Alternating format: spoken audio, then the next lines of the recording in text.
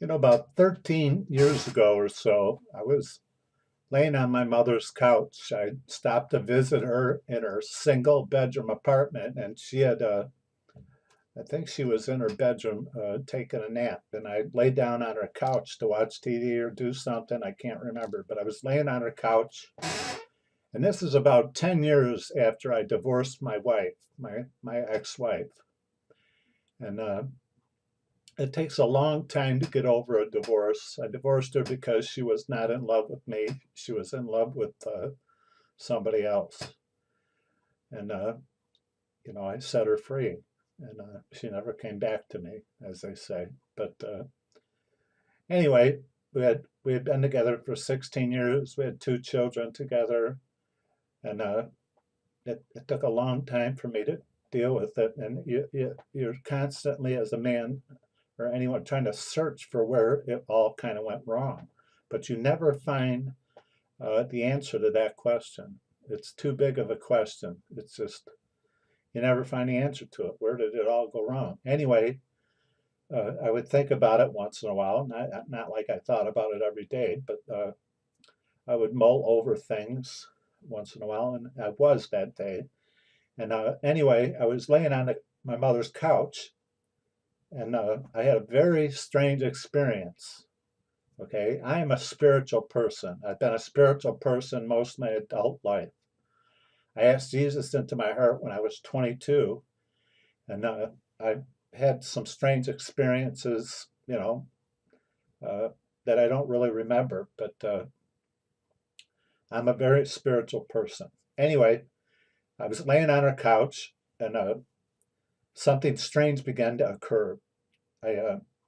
My torso, my upper body began to have a burning sensation. And I mean, really, it started to grow and get bigger and bigger, like my torso was on fire. And I couldn't get up off the couch. I actually tried to get up, but I couldn't. I couldn't get up. And the only thing, it's hard to put into words spiritual stuff, first of all, but I'll try to do the best I can. It was like somebody had a big hand and they were holding me down on the couch and wouldn't let me up. And whoever was holding me down was not just holding me down, they were actually holding me down, producing heat on my stomach and everything within me. Very hot. It was so hot, my forehead began to sweat. And also, I had taken off my uh, shoes and everything, and my feet began to sweat. And I mean sweat. And my feet, I don't recall my feet really ever sweating at all. So my forehead's sweating, my feet are sweating, my upper torso is got extreme heat. I can't get up off the couch. Whatever's going on, it's holding me down. And it's like somebody is like pushing me into myself, so to speak, deep within myself. And I began to see things. And when I say that, I don't mean I saw things in the room. I saw things within myself, which is a very strange experience. It's hard to put that in words. I began to see the world from a very elevated position. I was way uh, up and away from the earth. I was being held up by somebody spiritual. It was either uh, I still think to this day that it was an angel that was doing this. Could have been Jesus, could have been God Himself. They were to the right side of me. I could not see them. Even if I looked to my right, I wouldn't see anything. But I knew that they were right to the right of me, holding me up. And they were controlling all this. And I was looking down to the world. And the world did not have any land at all, did not have any people. The world was a solid ball of water. And it was from quite a distance. I could see a big round ball of ocean. It was nothing but water. And I just stood there looking at the world from a great distance, and we started to move towards the world. And as we're moving towards the world, down to the world, and it's just this big ball of water, ocean, and it's a very beautiful dark blue color, uh, I began to see somebody, one person in the whole world. And the closer we're moving towards it, I realized that it's my ex-wife. And my ex-wife is named Ellen. And she was about waist deep in the ocean. And as we're getting closer, I see that she's got both arms and she's waving to me. And she's got a big smile on her face and she's waving and she looks happy.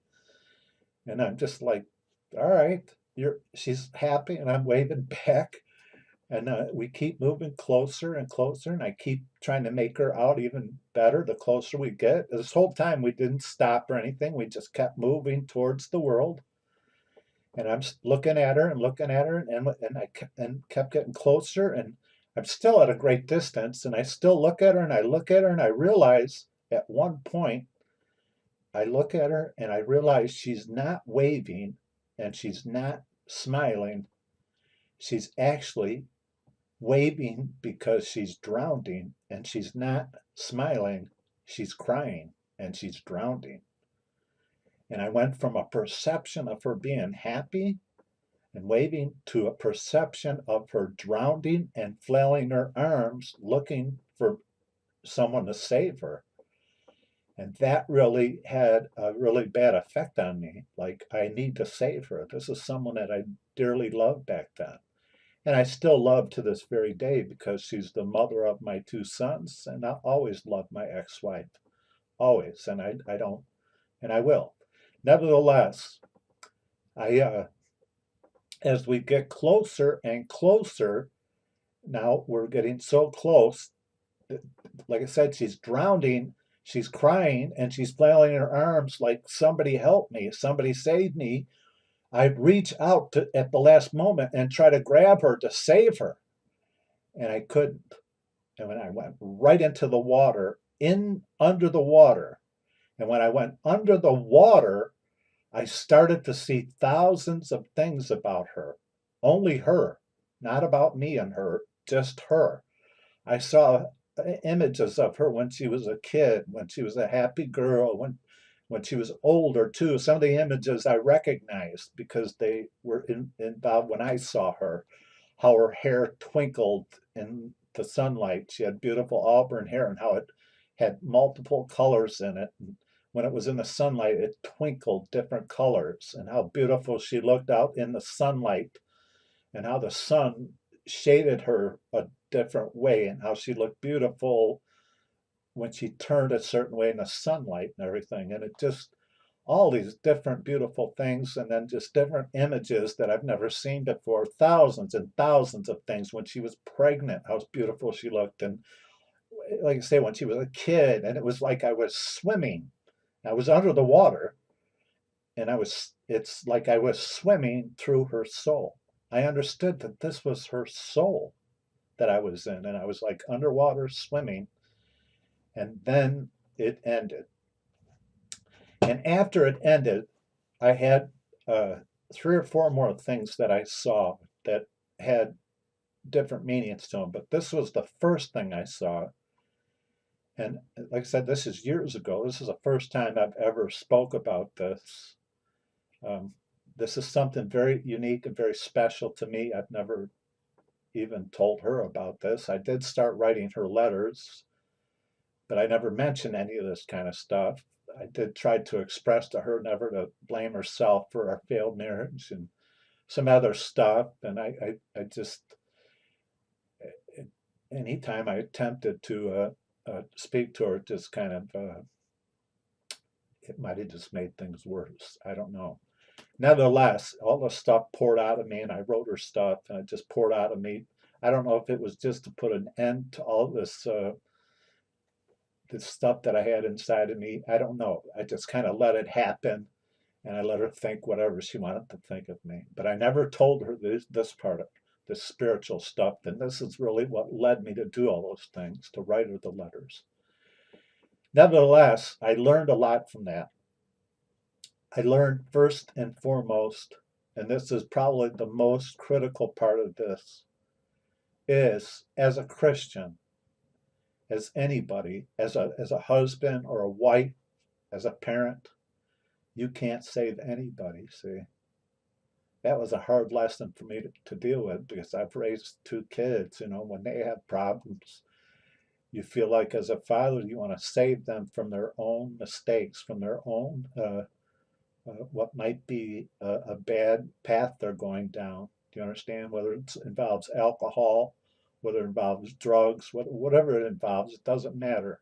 Whatever temptations they face in life, you want to save them from uh, them hurting themselves or living a destructive life or even ending their lives through suicide or all these god awful things that happen.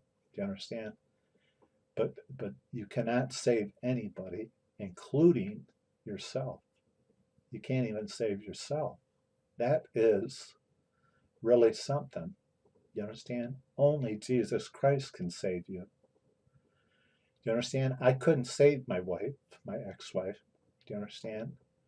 And when I married her, I thought I could save her from things, and I don't want to get too personal, from things that she grew up with in her family. Part of me thought I could kind of save her as we went along. Not that it was a huge problem, but it became a problem. I thought I could save her from these things. Then I thought I could save my sons from things. You can't save anybody. That kind of breaks your heart that you can't save people, but you can't. I learned that. But I also learned that even though you have a desire, you still have this desire to save. You really do. Do you understand? You could play a part in helping, but ultimately you can't do it. Anyway, the other thing that I learned is people put on a fake front, and women are very notorious for doing this.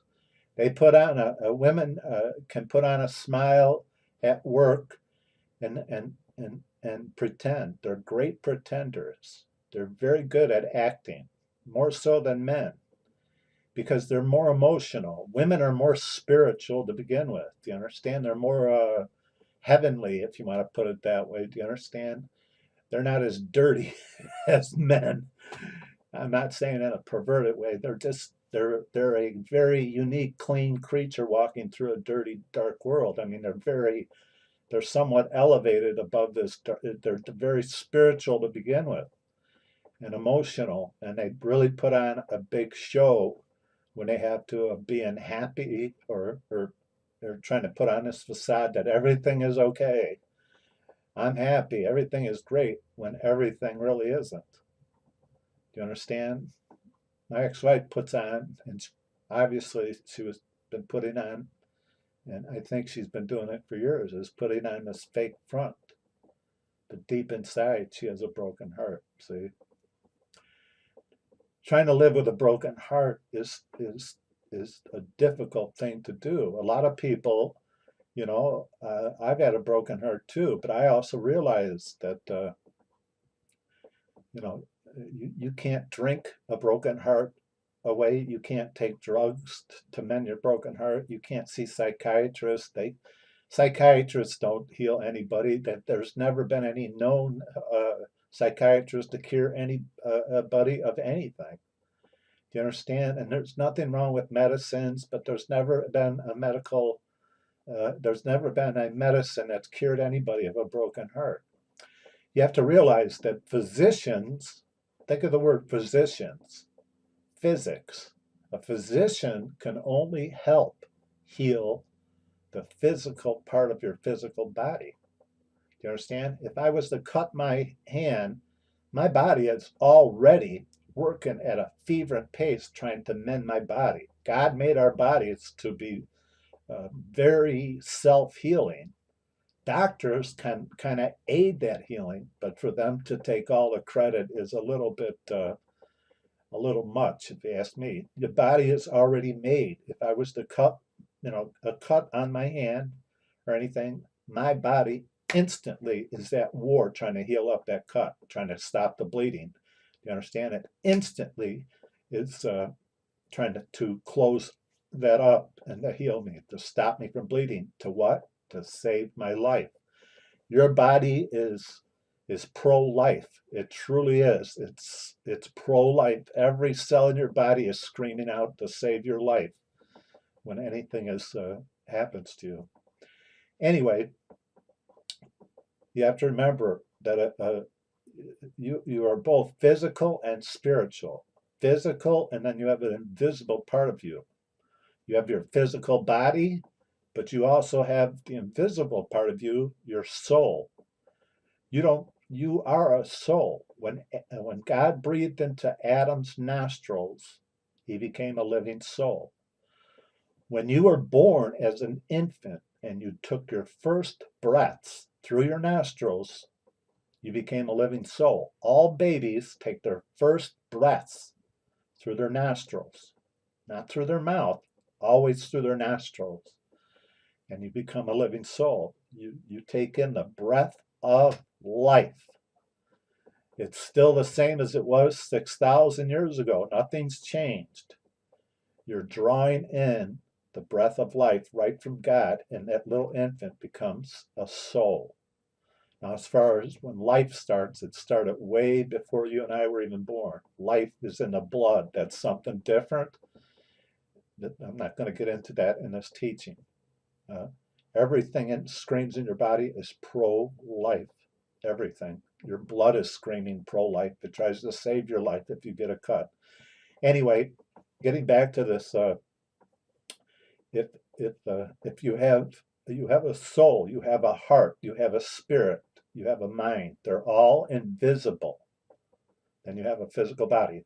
Doctors can help mend a physical body, but they cannot mend the invisible part of you. There is no physician that can mend or heal the invisible part of you. There's no doctor that can heal your soul. There's no doctor that can heal your invisible heart, your invisible spirit. You understand? And I got to tell you, there's no doctor that can heal your invisible mind. It's impossible. The only one that can heal the invisible part of you is an invisible God. He's the creator of the invisible part of you. Do you understand? Everything else that people try to do, run around trying to take drugs or drink alcohol, or they become alcoholics, or they get hooked on prescription drugs and all this stuff, to heal a broken heart. It's never going to happen. Only Jesus can heal a broken heart. Why do I say Jesus instead of God the Father? Because nobody comes to the Father except through Jesus Christ. Do you understand? Nobody comes to the Father except through Jesus Christ. Do you understand? It says here in Luke chapter 4, verse 18, okay? The Spirit of the Lord is upon me, because he has anointed me to preach the gospel to the poor. He has sent me to heal the brokenhearted, okay, to preach deliverance to the captives and recovering sight to the blind, and set to liberty to them that are bruised. He has sent, God the Father has sent Jesus the Son, okay, to heal the brokenhearted. He said he has sent me, Jesus Christ, to heal the brokenhearted. See? Only Jesus Christ can heal a broken heart. Time does not heal a broken heart. Medications don't heal a broken heart. Alcohol doesn't heal a broken heart. And the combination of alcohol and prescription narcotics doesn't heal a broken heart. You can't drink the stuff away. Only Jesus Christ can heal that broken heart. You understand? I hope and pray that this video inspires you, for those who are broken heart, for those who do put on a fake facade, that put on a fake smile, but deep inside you're broken. Do you understand? Jesus sees that broken heart. Do you understand? You can hide that broken heart from people and put on a fake front, but that's really not living. That's really not life. You're like an empty shell of a person trying to just fake your way through life. Jesus wants you to have real joy again. And I say again because, listen, at one point in time, you were a happy little kid. I guarantee you giggled as a child, as a baby. There's nothing better to hear for a man or a woman than the giggle of a little infant, because it's so innocent, it's so real. It's like medicine to a person to hear an infant giggle, a little baby, a real laugh, a belly laugh is like true medicine to anybody with a broken heart. It really is. It's so great to hear an infant giggle, that real belly laugh. Not as you get older, you learn to fake laugh and not really laugh, and laugh not to hurt people's feelings. And women are notorious for making men, laughing at their stupid jokes and trying to make a man feel good. They're very sweet for doing all these things, but really, I mean, when's the last time a woman has had a real belly giggle like she did when she was a little baby? See, Jesus wants you to be that little kid again. And when you laugh, he wants a real wholehearted belly laugh. You understand? A real giggle. That's who he wants you to be again. He doesn't want you to go through life faking it. He doesn't want you to go through life putting on a mask, pretending to be happy when you're sad, or putting on a mask in front of your coworkers and this and that. Fake it until you make it kind of attitude is baloney. Do you understand? You could be happy again. You could have joy in your heart again. But only Jesus Christ can do it for you. Nothing else works.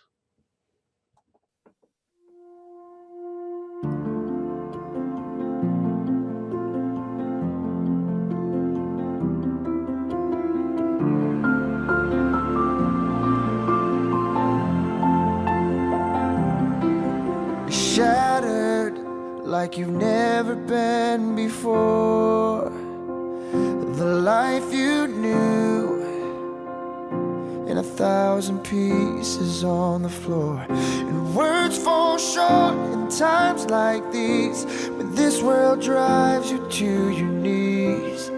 You think you're never gonna get back to the you they used to be. Tell your heart to beat again. Close your eyes and breathe it in. Let the shadows fall away. Step into the light of grace. Yesterday's a closing door. You don't live there anymore.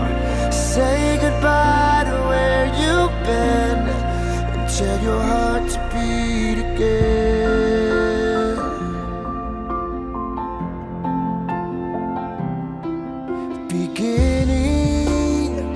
Just let that word wash over you. It's alright now. Love's healing hands have pulled you through. So get back up, take step one. Leave the darkness, feel the sun. 'Cause your story's far from over, and your journey's just begun. Tell your heart to beat again. Close your eyes and breathe it in. Let the shadows fall away. Step into the light of grace. Yesterday's a closing door. You don't live there anymore. Say goodbye to where you've been, and tell your heart to beat again.